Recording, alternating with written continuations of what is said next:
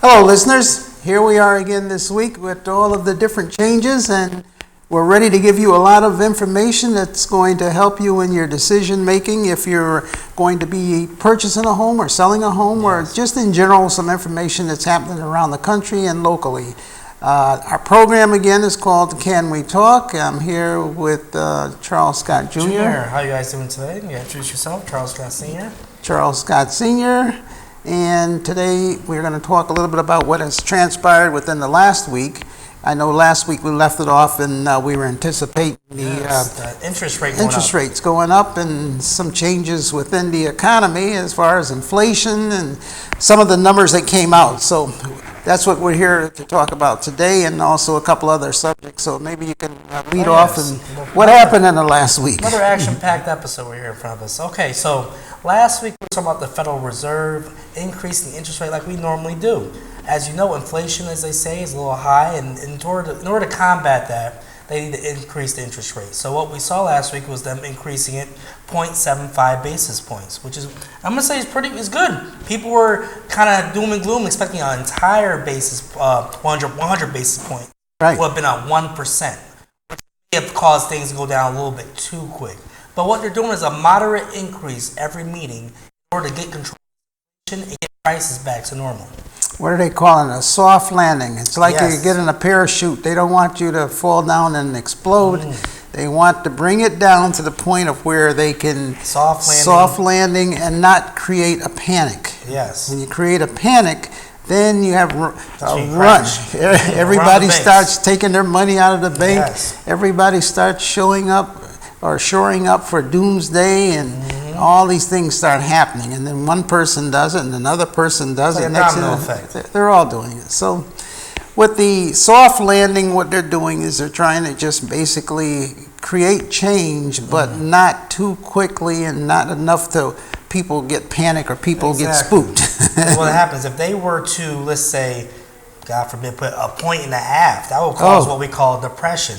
So you go from recession right into depression. What they're trying to avoid is a recession and avoid a depression, and just get things back to normal, pre-COVID, as they would say, when we were on a steady increase with everything else. And that's when we'll see prices in homes and cars and everything else return back to a more steady price. It may not be as low as it was before the pandemic, but it'll be what they call the new normal. I don't know if it'll ever be as low as it was back in the pandemic, because back then, remember, they were loaning money at 0% interest. 0%. They weren't charging you. It's like saying, here's money, when you pay me back what I gave you. And they were even discounting it, Some investors call that free money. Free money. I remember when the oil was, there was so much oil that it was net zero or something like that. They'll pay you to get the oil off the tanker. They were paying you to take the oil. Yes, I remember that. So can you imagine that? That's like going in the grocery store, doing all the shopping that you want, and then you come to the register and you don't give them any money. They give you money for shopping there and say, "Thanks for taking this inventory off our hands. Thanks for coming here." So don't expect anything to go back to the way it was. I don't think we'll ever. I think it's going to be a new normal, but it's going to be an advantage for, I'll say, our first-time home buyers and everything. They'll get back to a market where they can actually have, competing with their, conventional loans or FHA loans. Right. And today we're going to talk about, in particular, is condos. Right. Yes. So I'm actually glad that we're getting back to a normal real estate market. And, many of the people out there should also. If you're looking to purchase a property, and if you're out there looking to buy, this is going to make it a lot easier for you. And even the sellers, because what happens now is, when you sell, I always ask a person when you're selling a property, what do you plan on doing with the money? Where do you plan on going? Because you have a lot of people that sold homes, and now they're wandering around out there trying to decide what to do. They're stuck renting at this point. You have a couple of customers that sold the homes, and they're still renting because they thought it would be, I'm going to sell my house, I'm going to get a lot of money, then I'll run out and I'll buy another house. But when they got back out there, it's like you can't have your cake and eat it. As they say.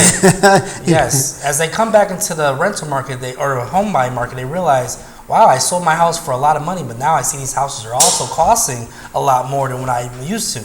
We have people that have been in their houses for 10, 15 years, and it's a total different market. So a couple of things we want to talk about today. One, we talked about the interest rate going up, and the other thing too is to just let you know that it's not going to like go up and then come right back down. No. It's going to be sustained for a while. We try Yes. in this program to give you information so that you will be able to plan for the future. So in your planning, don't think that you can just sit back and depend on it going back down as because it came up. It's going to stay up for a while, and it's going to even go up higher. Yes. So plan on it going up higher. Like they're talking about it going up like 0.75% next month, Exactly. and then maybe a 0.5 point by the end of By the year. December, yeah, by December, and then maybe a 1/4 point, or maybe, who knows, a 0.5 point in January, because people are spending it. They've got to slow down the spending. So basically the theme is, I just want to ask you a question every day. We get this question every day, is now a good time to buy? Well, what did you say to him? I believe is next year will be, what did you say? Not a worse time to buy, but. No, I said, look, Kyan asked me just yesterday, he said, well, is now a good time to buy? I said, well, if you wait, it's going to be worse. There we go. Because we know it's going up, the interest rate. So, in other words, if you do a comparison between good and bad, right now we know it's going to get worse. So now is good time. Exactly. Because you're still going to be able to make a profit if, supposedly if things keep going the way they are. If you buy low and you sell high, you make money. So we know things are going to go higher. So you buy, nobody's got a crystal ball. It's not guaranteed. Not guaranteed. But they are saying that they're going to be going up on the interest rates. And I've never heard of where they went up on the interest rates up and up and up, and then all of a sudden 1 month just turned around with things still being, with inflation still being there. Exactly. Don't count on them lowering interest rates if we still got high inflation. So that's almost a given. It's not guaranteed, but the law of mathematics, that's why they went up on the interest rate in the first place. Exactly. So if you're looking to buy, yes, you get out there. There's what do you call it? Pluses and minuses as far as the homes out there. Now realize this. This is one thing we want to let you know, and we're talking about this a lot. If you've been pre-qualified to buy a house, I strongly urge that you go back and talk to your mortgage broker to find out what you qualify today. Yes. Not what you qualified for back in August when 3 you got months the ago, pre-approval. 4 months ago. Exactly. Because maybe you qualified for $300,000, and this might have been 3 months ago, and now with the increase in the interest rate, you might qualify for $260, Exactly. $270. So the worst situation can occur. Let's give you an example. You qualified for $300,000 3 months ago. You've been looking and looking for homes. You find that house, and now you've never checked back with your mortgage person. Check back. You go and you put an offer in for $300,000, and now it gets accepted. You put the deposit down. You have the inspection. Now you go to your mortgage person and you say, "Oh, I found a house, and I want you to do the numbers on this house right here." Costs, and he said, "Well, you don't qualify for that house." And you will say, "Well, you told me $300,000." He said, "But that was when the interest rate was a point less. Now you don't qualify." So now you've done all of that just to find out that that same qualification does not apply in the new interest rate. So before, what I do is whenever I have a client, you know what we do, we always call a mortgage person. Always call a mortgage person. It's also good to have a real estate agent that has a good relationship with the local and national mortgage people in the industry, because that's definitely an important person when it comes to the deal. Definitely. The other thing too is this: a lot of people right now that were looking for single-family homes. When you say, you just asked me that question, is a good time to buy? Well, rather than not buy, maybe you should consider a condo. Yes. Instead of the single-family house. That's another alternative, the condos. Exactly, because now maybe you don't have a big family. Maybe you got one child or maybe 2 children.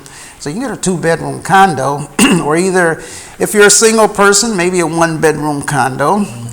Now, that's the alternative to renting, because your rent might have been, let's say, $800 or $1,000. Now the rent is $1,400. So it's gone up. What's better, to continue paying that rent? So now you go out and you get yourself a condo. The other thing is, guess what? With the condo, you don't have to shovel the snow. No. Don't have to cut the grass. Nope.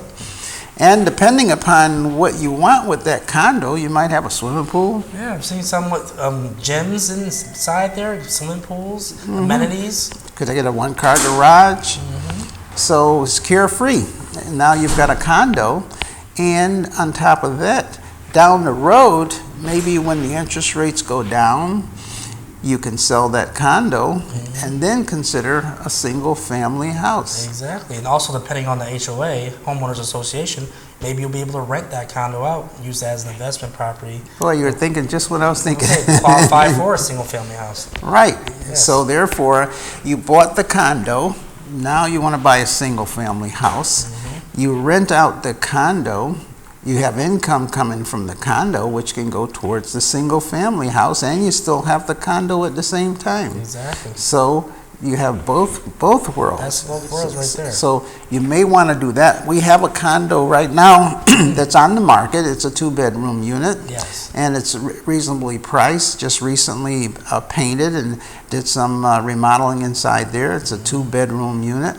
So First floor condo too. first floor, you know, Corner unit. parking. So in a situation like that, there you go. It's, you know, on the bus line, centrally located right within the city. This would be a good thing, and this is for you to purchase. And at the same time, you're not paying rent. Later on, you can rent it out. And see, some condos you can rent, some you can't. This particular unit, you can rent the condo out. Yes, so this you one's know, already rental approved. yes, give us a call and we can explain that one to you also. So yes, it's a good time to buy. In other words, there's pluses and minuses in some of the things that are going on. The other thing too is that in the area in which we're in, we were just talking yesterday about a tremendous amount of changes occurring in Fairfield County. Bridgeport especially. Right. We're broadcasting right now from Stratford, Connecticut, which is considered part of Fairfield County. But there's many things that are going on in the East Coast, and we just recently had a big festival called the Sound on the Sound. Yes, very large festival. Very large festival. I'd say probably the largest festival I can think of that was ever occurred within within this area. 60,000 people. Oh, 60,000 people, and probably more than that from from what we saw. Yes. Now that's like a Woodstock type of event. Now, what's that mean? You break it down. You figure if 60,000 people visit your city, and how many of those people that visited the city that never have been here before? Probably, you said one gentleman traveled 1,000. Colorado, we saw. Came from California. Colorado. 1,000 miles. Rocky Mountains. Rocky Mountain. Wow. Colorado. Little old Bridgeport for a concert. Came to a concert. So now what happens is that you see the city, you see the water, you see all of the different things, and then what about all the people that came in from maybe New York, New Jersey, Rhode Island, all of those different places, and they like it. You know, they go into dining out, they see the park, they see the amenities, they start looking, they start reading, and they say, that might be a place that I might want to relocate to. Even if they don't relocate here, they might buy a little home away from home, maybe a condo, or maybe they will relocate here and buy a little single-family house. Now, what happens is one person comes, another person comes, then someone visits that person, then you have another person, and another person. So now, what's happening though? Look at the scenario. Now you have people coming in, supply and demand. Prices start going up more. So, in other words, what comes first, the chicken or the egg? So what we'll see is people coming to Bridgeport who say, wow, this is a very nice shoreline city, right on the Sound. It's Long Island Sound. I need to move here. Maybe they look at the prices, they'll say, wow, these prices are very, very affordable compared to, let's say, other places like Westport, Stamford, or even New York. Not only that, when you look at the businesses, before going back about 10 years ago, it was challenging because you have a lot of businesses that want to get a jump start, and they go and they lease a storefront, or they lease a space, and they put a nice restaurant, and they were struggling because it was having a hard time because you didn't have all of the people in place. Yes. But then again, you know, it's a catch-22 when you're opening the business. If you wait until all the people come, by then the price of the leases is so high. So you take a chance. Yes. So when you take a chance and you go in, if it takes longer than anticipated to develop an area, then you may not be able to keep their business because you're trying to hold out. Now, add this factor where you have a pandemic and they shut all the businesses down. So, you know, for the last 3 years, it's been kind of rough. Now, the floodgates are open. People are coming out. People are coming to visit your city. You see a lot of vacant spaces that are now being rented out. Because even when you know, like, again, you know, we sort of jump into our program assuming that a lot of people out there have been following us and watching us. If you just joined in, you know, we're brokers and we're in Tri-State Realty. We're here. We have offices in, you know, Bridgeport, New Haven, Waterbury. And we've been in business for over, this is 38 years. This is my 38th year of being involved. So that's saying something when 95% of businesses don't last 5 years. So if we lasted 38 years, I mean, we must be doing something right. We're bucking the odds, right? We're way ahead of the odds. Yes. So in that particular case, though, we're able to service a lot of people, and we've seen a lot of trends and a lot of things that have been, you know, trying to occur within this area. But I'm very, very bullish on what's happening around here. We have a lot of entertainment starting to occur within the city. Amphitheater for that reason. We have, you know, downtowns really vibrant. Sidewalk cafes are starting to new restaurants opening up. You know, there's a lot of entertainment for children. You got the Discovery Museum. And hey, that festival that happened yesterday is now yearly. It's going to happen every year. Yes. So that amount of people, if not more, will be coming here every September now. And these were some huge names. What was there? Like Bob Marley's son was there. Ziggy Marley, one of the Beatles, Ringo Starr was there. Big the names, Beatles. I mean, goes on and on and on and on. 2 stages. If you haven't heard about it, you know, Google it. This was a major event that occurred. Yep. And this is just the beginning of some of the things that are occurring within the entire area of Fairfield. You know, you have, you know, Trumbull. You know, our area, really our major area encompasses Trumbull, Fairfield, Stratford, Stamford, Norwalk. You know, back when they had the 9/11, a lot of the financial institutions moved out of New York into Stamford. Very and true. Stamford, I think at one point, or if it still is, one of the top hedge fund areas in the United States. Billions and billions of dollars. You know, you have Greenwich, you have, you know, Newtown, Easton. All of these names have been in the newspaper, you know, within the last 10 years. So we have a lot of things. We have a vibrant interstate highway, Interstate 95, which goes from New York all the way up to Maine. And so there's a lot of traffic going back and forth. We have a lot of businesses. We have a waterway. We got the Long Island Sound. We got a ferry. Take the ferry right to New York. Yeah, you can get on the ferry in Bridgeport and go right over to Port Jefferson for a day trip. Yep. If you want to, and you know, and look at what's happening now. What the things that has been the city's been trying to do is to get Bridgeport as a designation. So when you have the ferry and you have all this transportation and you have ways of getting out of Bridgeport into other areas, now if you have a ferry and the ferry takes people over to Port Jefferson and then it comes back and then without a lot of people and then it has to go back over to pick those people up. Well, the ferry's loving it because now they can take all these people over to Port Jefferson, but all the people in Port Jefferson want to come here. Exactly. So it's like they get both ways. So going and coming, they have a full ship. Full ship. Tickets are sold.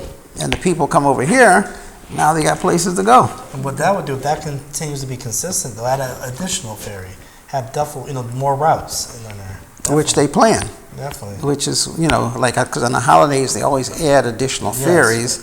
So therefore, you can have people coming and have people going. So there's a lot of changes that are occurring, and all of this affects the economy. Especially real estate. And all of this especially affects real estate. And the reason why is because people have to have a place to live. So every week we're telling you all of these different changes, and the things that we're telling you now, all of these things have occurred within the past week. Exactly. So that's why you want to, listen to us. We're doing, a series? Oh, yeah. Because each one of the series and each one of the programs that we give out there have different information. Yeah, so that's why I tell everybody definitely watch us every week, every Monday, and you can watch us on demand. We're on YouTube also. Exactly, on YouTube. So we have the YouTube that you can watch us on, and we have the the Facebook channel. You can follow us also. So we're trying to let you know some of the things that we see happen, some of the things that have already happened, but that way it'll make it a lot easier for you to plan. We've been doing this, as I said, I've been doing this for going on almost 38 years. Yes. And what I find amazing is that in all the years that I was out there, back in the old days, we didn't have all of this technology. Nope. We didn't have Facebook, we didn't have Instagram, we didn't have Zillow? YouTube. How did people sell you houses? You laugh, every week they used to print a book. Yeah, you told me what the MLS. Back in the old days when we sold real estate, I'll tell you a story. They used to print a book up of all the houses that were for sale for that week. Not every week, as a matter of fact, because the book used to be a real thick book. It used to come out every 2 weeks. Every 2 weeks, wow. Every 2 weeks. And not everybody got the book. So if there was like 10 real estate agents in that office, you might get maybe 5 books. Wow. So the guy would come around a big truck. It was like in the old days when you delivered the newspapers. And he'd come and he'd give 5 books to that office. And then in that book, it would show all of the details of the house. Now the problem you'd run into was this. You didn't know what was sold and what wasn't sold. I'm wondering, how do you know? So maybe you looked at a house and you call your customer up and you say, oh, there's this house that's for sale. Well, by the time you get out to that house, might be Under 2 weeks later. So the house is already sold. Yes. So you had to figure out a way of trying to get there, and sell that house. But in a way it worked out because we all got the book at the same time. Exactly. And the houses weren't selling that fast, and the houses would stay on the market for a longer period of time. Right. Now, it was a matter of who got the book, and you're supposed to leave the book in the office. Oh, I'm sure there were some agents. Oh, so you try to Took it home for homework. you take the book home and give it to your client, say, look this over through the night and pick out the ones that you want to see, and then you bring the book back. What do the other agents do in the office? Back, left hanging. And somebody say, who's got the book? What happened to the book? Oh my goodness. Who's got the book? And then, we really got into the, I don't know, what do you call it, the 80s or 90s, we got into this new system. It was almost like a ticker tape.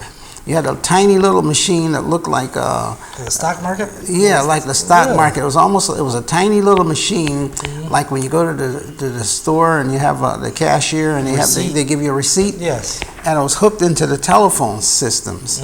So you could type out, it had a little keypad, you could type out in there any new listings. And it would come out like a little ticker tape, and everybody have a little sheet of paper showing you what listings there were. No pictures. No pictures either. Just the address and the price. Wow. You had no clue No what square that. feet? No. Well, you have information on there. But you had to go see it in person. But you had to go see it in person, and everybody survived. Everybody went out and they looked at the house, and everybody, the homes got sold, and it was just it worked. It worked. Now, I remember when they came up with the multiple listing service, and that was back in the 90s, and they said, okay, we got this, and I went to a convention. Every year the realtors have a convention. Yes. So we all went to the convention. It was in California. And they had this new thing where you'd be able to go onto a computer and look up properties, and everybody said, everybody said, that's not going to work. That'll never work. We're not going to be able to change people people don't even have a computer to begin with. Remember, not everybody had a computer. No one had a computer. Back then it was Microsoft. Yeah, Microsoft 98. Microsoft, and you had to have a computer, and you had to go on the computer and type in, and it was so slow. It buffer. You'd sit there waiting and waiting and Waiting for one picture to load. Especially if your phone. Remember, the phone service wasn't like now. It's like instant. 56. You had to dial into the internet. You had to dial in. Yeah, you had to dial in. Someone picked the phone up, you're off the internet. And then it kicks you off. And you'd have to sit there waiting and waiting and waiting for just to fill in. Yep. And finally it would fill in, and you'd always wait till late at night when nobody else is on the internet. That's what it was. You'd wait till the lines weren't busy. 11, 12 o'clock at night, you'd try to get your listings and see what was out there. But that's different now. Today, we have phones that connect to the internet lightning speed. We got pictures. What do we do now? We do video tours now. Video tour. People buy houses without even looking at them. People buy houses that aren't even in our state. They'll come to and you don't need a home. And how many people have a phone in their house? Oh my goodness! Actual landline, few and far between. Not only that, the cell phone now is probably 50, 100 times faster and more involved than that big, huge computer was. All in the palm of your hand. So things have changed, and guess what? Can you imagine what it's going to be like in the next 10 years? Now, what do they got? Fiber optics. They got this. It's going to be amazing. You'll be able to put one of those things on your metaverse on your face and walk all through the house, up and down, without even stepping foot into the house. Exactly. You have one of those things on your face, and you'll say, "That's Virtual it. reality. That's the one that I want." So I have an open house. Attend my virtual open house.